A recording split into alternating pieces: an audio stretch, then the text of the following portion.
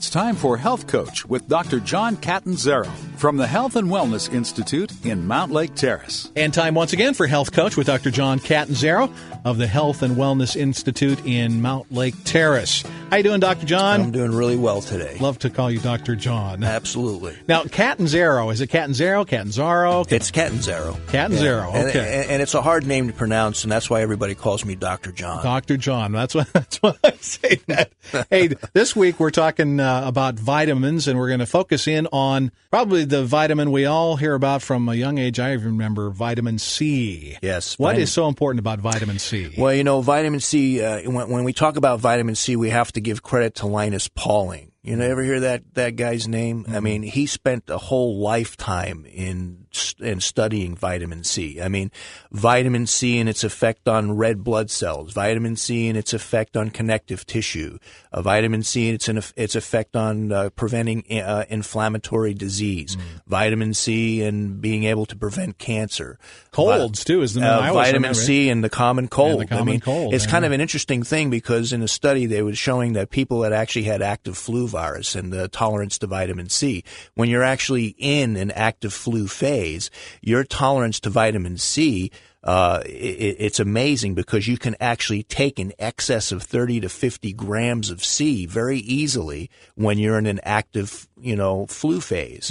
And then when a person starts to recover from that, then their vitamin C tolerance begins to, go down because then they don't need as much vitamin C. Okay. So the thing about vitamin C that people need to know is that the half-life of vitamin C in the body is not very long. So you actually have to take it frequently during the day.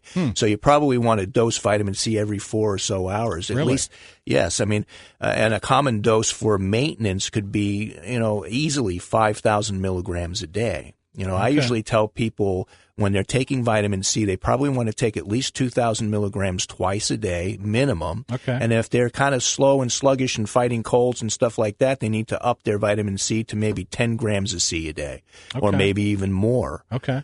When they're not battling these colds, it's probably better that they go down to a maintenance dose and don't just continue a high dose of C. And again, spread it out during the day. Spread it out during the day. Okay. Unless you've actually have what they call a fat-soluble type vitamin C, which is known as ascorbyl palmitate. Ascorbyl palmitate is basically a fat form soluble C, which means that it stays in the system a little bit longer, but you still have to dose it more than once a day. Okay. Well, what are some, and I know you're all about getting your vitamins and supplements from food first.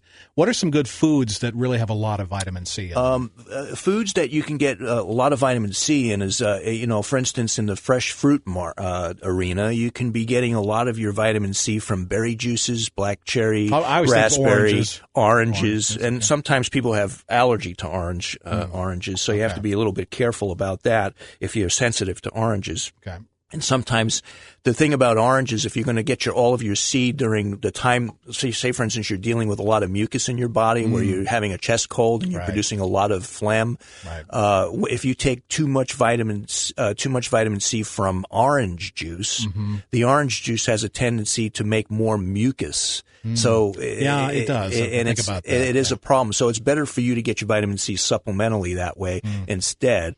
But what about cranberry juice? Cranberry juice is also higher in vitamin C. All of your green vegetables have higher concentrations of vitamin C. Okay. And usually those are the things that people don't normally engage in. If you're going to get your vitamin C and say, for instance, you want to get a high concentration of C in your foods, juice. Juice is the best. Juice is the best. Veggie juices, fruit juices, making sure that the juices are actually from a good whole organic source and not just watered down, and that they're not sugar sweetened. So also grinding them up in the what do you call the thing? In a juicer. In a juicer. There you go. What about that way? Absolutely, yes. Okay. I would say that's probably the best way. And then keep the substance of the fruit. So, in other words, the pulp of the fruit's important. Okay. For fiber, and a lot of the times people will juice and they don't, utilize the pulp of the fruit. I say use the pulp of the fruit because that's a very nutritious part as well. Okay. Yeah. So things to keep in mind then, take it a couple of times a day as a supplement, but also get as much as you can from juices and green vegetables for vitamin C. Yes. Okay, and if people want to get in touch with you, how do they do that, Dr. John? They can contact us on our website at www.ehealthandhealing.com or by phone 425-697-6112. More details as well at kcisradio.com. You can listen to past programs, submit questions there as well. This has been Health Coach with Dr. John Catanzaro on KCIS. You've been listening to Health Coach with Dr. John Catanzaro from the Health and Wellness Institute in Mount Lake Terrace.